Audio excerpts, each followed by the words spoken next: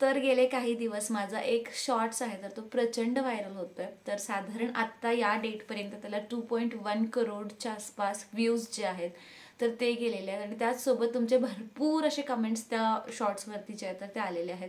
सोबतच त्या शॉर्ट्समुळे एका शॉर्ट्समुळे मला किती रेव्हेन्यू जनरेट झालेला आहे तर ते पण मी तुम्हाला या व्हिडिओमध्ये रिव्हील करणार आहे. तर तुमचे सगळे जे प्रश्न त्या शॉर्ट्सबद्दल होते की किती पैसे होते, तुम्ही कसे साठवले, परत तुम्ही बँकेत का नाही डिपॉझिट केलं, तर या भरपूर प्रश्नांची तुमची उत्तरं जी आहेत तर ती आज मी तुम्हाला देण्याचा प्रयत्न करणार आहे. तर नमस्कार, मी क्षितिजा आणि आजच्या आपल्या नवीन व्हिडिओमध्ये मी तुम्हा सगळ्यांचं मनापासून खूप खूप स्वागत करते. तर सगळ्यात पहिला खूप खूप थँक्यू, खूप खूप आभार आपल्या चॅनलला इतकं प्रेम दिल्याबद्दल, इतकं सपोर्ट दिल्याबद्दल. आणि अजूनपर्यंत जर तुम्ही सबस्क्राईब नसेल केलं तर लगेच सबस्क्राईब करा. सोबतच जे बेल आयकॉन आहे ना तर ती सुद्धा हिट करा, म्हणजे आपली नवीन व्हिडिओ आली की त्याची नोटिफिकेशन जी आहे तर ती लगेचच मिळेल. तर या व्हिडिओला तुमचे भरपूर असे कमेंट्स होते, तर त्यातले काही कमेंट्स जे की खूप जास्त विचारले गेलेले आहेत ते म्हणजे ही जी बिशी आहे तर याच्यामध्ये किती रुपये होते.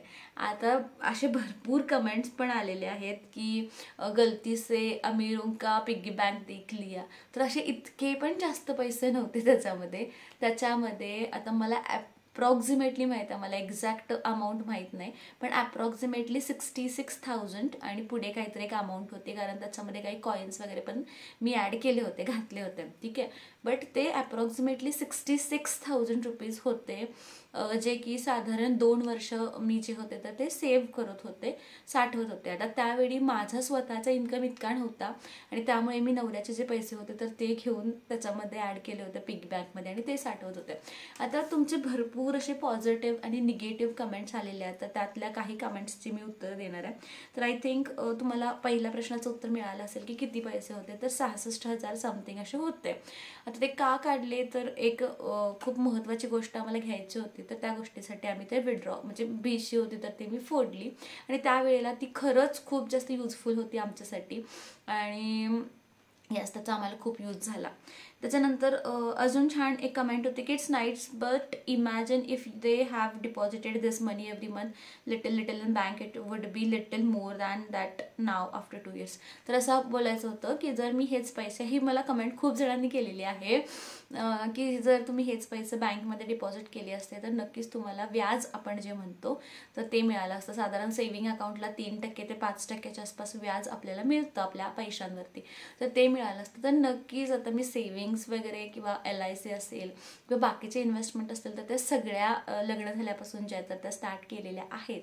बट कसं असतं, पिग्गी बँक ही पिग्गी बँकच असते आणि खूप जास्त अटॅचमेंट किंवा म्हणजे आपण पूर्वीपासून ती सवय लागलेली असते. मला तर खूप जास्त सवय आहे पैसे साठवायची लहानपणापासूनच. म्हणजे अगदी मला खाऊला जे पैसे मिळायचे सुरुवातीला शाळेमध्ये वगैरे जाताना, तर ते सुद्धा मी कधी असं खर्च करायचं म्हणजे मला असं म्हणजे जर इमर्जन्सी असेल, काहीतरी घ्यायलाच लागत असेल तर मी खर्च करायचे, नाही तर बाकीचे जे काही माझ्याकडे पैसे राहतात तर ते माझ्याकडे सेव्ह राहायचे.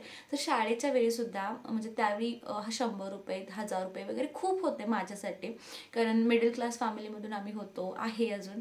तर त्यावेळी 1000 1500 2000 असे माझे पैसे साठायचे, म्हणजे 10-10 20-20 रुपये असे घेऊन.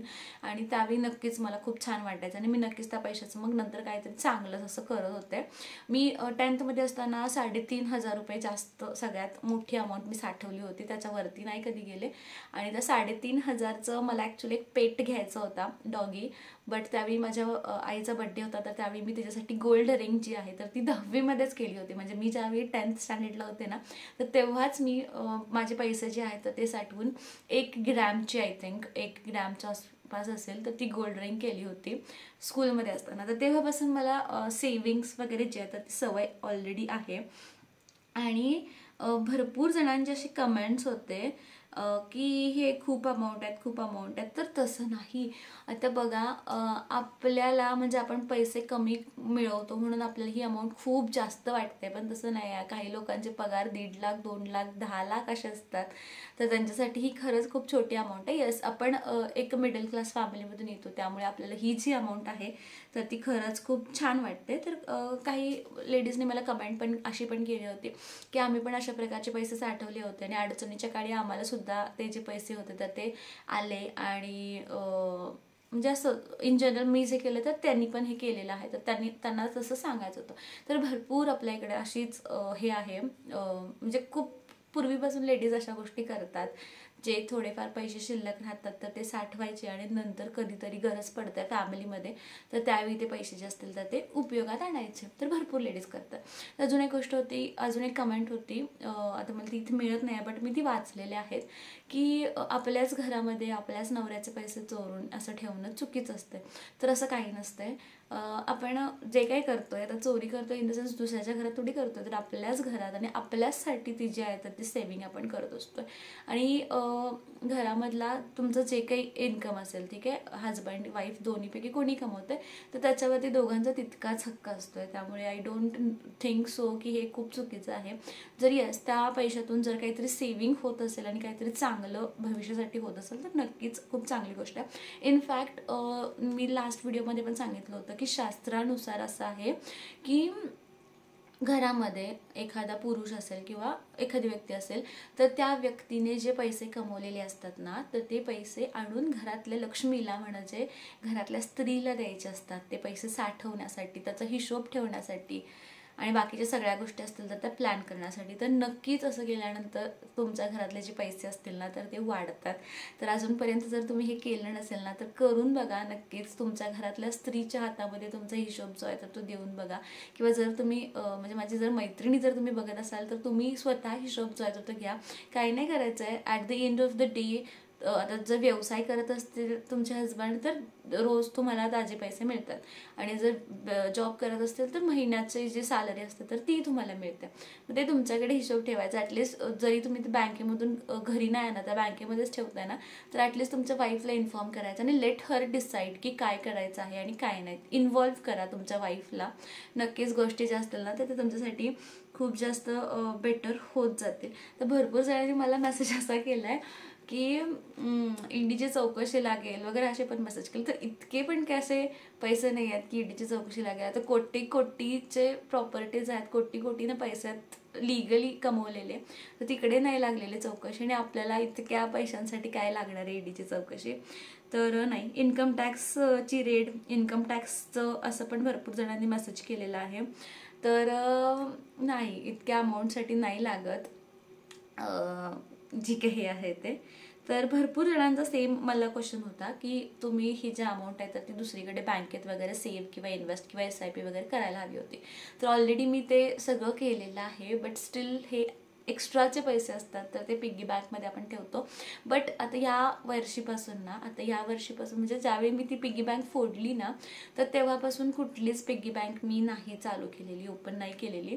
तर मी जे काही पैसे असतील तर ते सगळे सध्या बँकमध्येच ठेवते. कारण माझ्याकडे कॅश पैसे राहत नाहीत, काही ना काहीतरी खर्च त्या पैशाला येतो, त्यामुळे मी सेफली बँकमध्ये ठेवते. आता इथे मला तुम्हाला एक टिप सांगायची आहे. माझ्या ज्या मैत्रिणी आहेत त्यांना भरपूर असे काही वेगवेगळे प्रॉब्लेम्स आपल्याला येतात. तर इन्व्हेस्टमेंटसाठी बघा, आपण एका महिन्याला गृहीत धरूयात की आपण एक अमाऊंट कमवतो, ठीक आहे, एखादी रक्कम कमवतो. तर ती कमवलेली रक्कम ना 3 पार्ट्समध्ये आपण डिवाइड करतो, 3 वेगवेगळ्या भागामध्ये. एक म्हणजे आपला खर्च असतो जो की आपल्याला करावाच लागतो, ज्याच्यामध्ये आपला महिनाभराचं राशन, दूध वगैरे ह्या ज्या गोष्टी असतील ना तर त्या त्याच्यामध्ये येतात. त्याच्यानंतर राहिलेले जे पैसे असतात तर राहिलेले जे पैसे असतात त्यातून काही पैसे जे असतील तर ते सेव्हिंग्सला जातात आणि काही पैसे जे असतात तर ते तुमच्या इन्व्हेस्टमेंट्सला जातात. सेव्हिंग्स आणि इन्व्हेस्टमेंट 2 वेगवेगळे विषय आहेत. तर इन्व्हेस्टमेंट आणि सेव्हिंग तितकीच महत्त्वाची आहे जितका आपला खर्च महत्त्वाचा आहे. त्यामुळे मला तर असं पर्सनली वाटतंय की तुमचा थोडंसं फायनान्शियल प्लॅनिंग व्यवस्थित करा की तुम्हाला किती अमाऊंट मिळते, त्यातला तुमचा मॅन्डेटरी खर्च कोणता आहे, जसं की EMI, इलेक्ट्रिसिटी चार्जेस वगैरे हे किती आहेत, त्यानंतर तुम्ही इन्व्हेस्टमेंट किती करताय आणि सेव्हिंग्स किती करताय. तर इन्व्हेस्टमेंट आणि सेव्हिंग्सवरती खूप जास्त लक्ष द्या.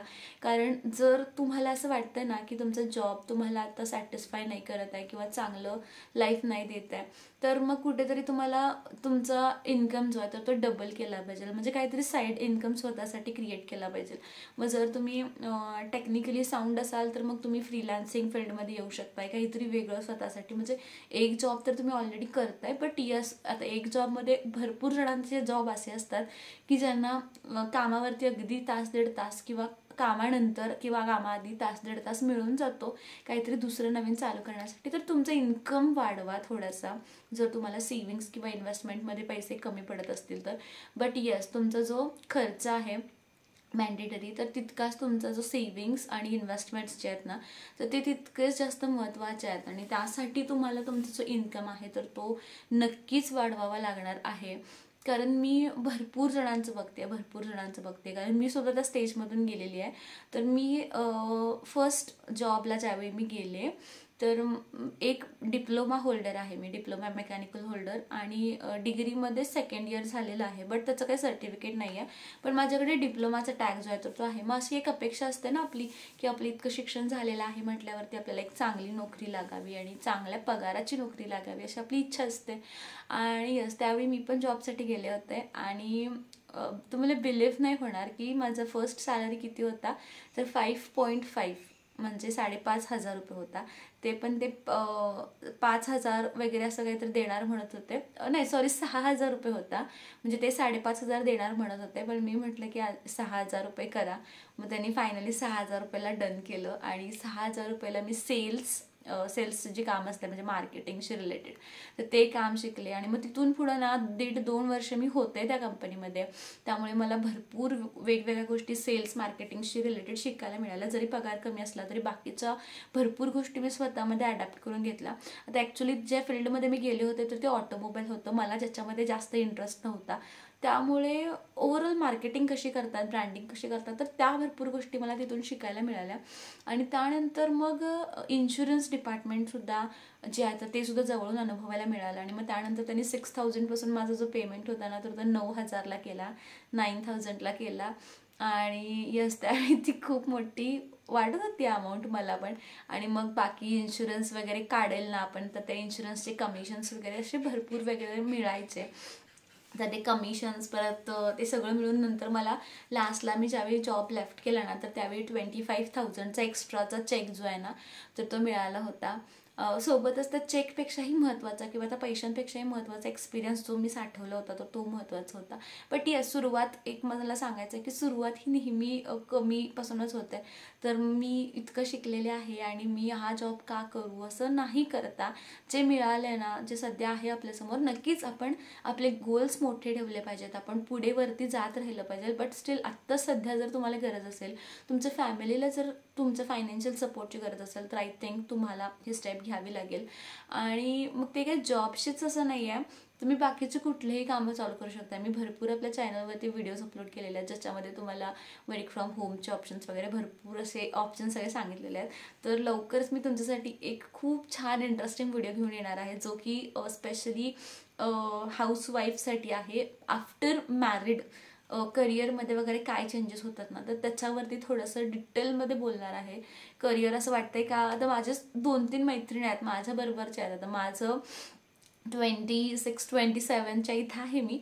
तर मी 24 असताना लग्न केलं होतं, 24 एज असताना. बट माझ्या मैत्रिणींची अजून लग्न नाही झालेली कारण ते त्यांच्या करिअरमध्ये इतक्या बिझी आहेत की त्यांना असं वाटतं की लग्न झाल्यानंतर ना की त्यांचं म्हणजे फायनान्शियल फ्रीडम किंवा ही जी लाईफ आहे तर ती टोटली बंद होईल. पण तसं नाही आहे, भरपूर वेगवेगळे ऑप्शन्स असतात. आता मी 2 मुलं आहेत म्हणजे जरी प्रेग्नन्सी थ्रूआउट प्रेग्नन्सी आणि त्यानंतर पोस्ट प्रेग्नन्सीसुद्धा डिलिव्हरीसुद्धा मी भरपूर गोष्टी ज्या आहेत त्या घरातून मॅनेज केलेल्या आहेत. आणि भरपूर असे ऑप्शन्स आता सध्या आलेले आहेत, त्याच्यावरती आपण डिटेलमध्ये डिस्कस करणार आहोत.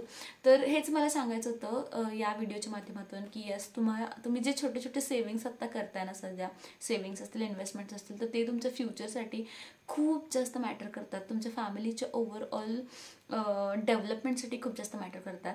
आणि अजून एक तुम्हाला सांगायचं होतं जे मी तुम्हाला थंबनेलमध्ये मेन्शन केलेलं आहे की या व्हिडिओमधून मला किती रुपये मिळालेले आहेत. तर ही व्हिडिओ जी आहे तर ती 2.1 करोडला गेली आहे. मला ॲक्च्युली याच्यामधून खूप जास्त पैसे मिळाले असते जर ही व्हिडिओ मी अपलोड केल्या व्हायरल गेली असती तर. बट नाही, व्हिडिओ ना 10 महिन्यांनंतर व्हायरल गेली. म्हणजे यूट्यूबचा एक क्रायटेरिया आहे की तुमचे जर लेटेस्ट व्हिडिओज असतील आणि जर त्या व्हायरल गेल्या ना तर तुम्हाला जास्त पैसे मिळतात. आणि जर तुमचे जुने व्हिडिओज असतील जसे की 6 महिन्यापूर्वीचे, 10 महिन्यापूर्वीचे, 1 वर्षापूर्वीचे ते जर व्हायरल गेले ना तर मग कम्पॅरेटिव्हली तुम्हाला कमी पैसे मिळतात त्याच्या बदल्यात. बदलायला, ठीक आहे. तर हा एक यूट्यूबचा क्रायटेरिया आहे. तर त्याच्यासाठी ना त्या एका व्हिडिओसाठी मला ऑलमोस्ट 13,500 रुपये जे आहेत तर ते मिळालेले आहेत फक्त एका शॉर्ट्ससाठी. 13,500 आणि लॉंग व्हिडिओसाठी किती रुपये मिळाले आहेत तर ते मी तुम्हाला दुसऱ्या व्हिडिओमध्ये सांगेन, कारण लॉंग व्हिडिओसुद्धा माझा खूप जास्त मोठा होता. तर यस, 13,500 एका शॉर्टसाठी, एका मिनिटाच्या आतल्या व्हिडिओसाठी मिळालेले आहेत. आणि आय थिंक यालाच आपण बोलतो लक बोलतो का, कारण भरपूर जण लकच बोलतात, पण लक नाही आहे, त्याला आपण एफर्ट्स बोलतो. 4 वर्ष मी कंटिन्युअसली या चॅनलवरती काम करते आणि एक अचानक तो एक दिवस येतोय ज्याला तुम्ही सगळे लक बोलताय, बट मी समजते की ते माझे एफर्ट्स आणि माझे पेशन्स होते जे मी माझ्या चॅनलवरती दाखवले होते. तर येस, तुमचे अजून काही कमेंट्स असतील तर प्लीज मला तसे मेन्शन करा कमेंट्समध्ये. तुमचे काही प्रश्न असतील, काही डाऊट्स असतील तर मेन्शन करा. अपडेट्स क्लासबद्दल, अकॅडमीबद्दल इतकेच आहेत की आपला जो ग्राफिक डिझायनिंगची न्यू बॅच आता जी आहे तर ती 3 फेब्रुवारीला स्टार्ट होणार आहे. 3 फेब्रुवारी, सेम टायमिंग दुपारी 2 आणि रात्री 8ची टायमिंग असणार आहे. सोबतच आपला बेसिक इंग्लिशचा जो कोर्स आहे तर तो तुम्ही कधीही एनरोल करू शकताय. स्पोकन इंग्लिशचा कोर्सची डेट आहे तर ती नेक्स्ट मंथमध्ये मी तुम्हाला अनाऊन्स करेन. नेक्स्ट मंथमध्येच तो पण चालू होईल. आणि यूट्यूब मास्टर क्लास जो आहे ज्याच्यामध्ये अगदी चॅनल क्रिएट कसं करायचं वगैरे सगळं आम्ही पार्ट ॲड केलेला आहे, तर तो सुद्धा क्लास तुम्ही कधीही चालू करू शकताय. अगदी आज रजिस्ट्रेशन केलं तर उद्यापासून तुम्ही जो हे आहे कोर्स जो आहे तर तो स्टार्ट करू शकताय. सोबतच अजून एक अपडेट होती की 40,000 सबस्क्रायबर्स होत आलेले आहेत आणि आपली तयारीसुद्धा चालू झालेली आहे सेलिब्रेशनसाठी. आणि लवकरच तुम्हाला सेलिब्रेशनचा जो व्लॉग आहे तर तो नक्कीच बघायला मिळणार आहे. त्यामुळे चॅनलला सबस्क्राईब करा. तुमचे काही प्रश्न असतील कशाबद्दलचे तर ते विचारायला विसरू नका. तुम्ही जे कमेंट केलेले आहेत तर ते मी कन्सिडर करते आणि नक्कीच त्याच्यावरती व्हिडिओज जे आहेत ते मी तुमच्यासोबत शेअर करणार आहे. तोपर्यंत सपोर्ट करा. Thank you so much for watching. Bye.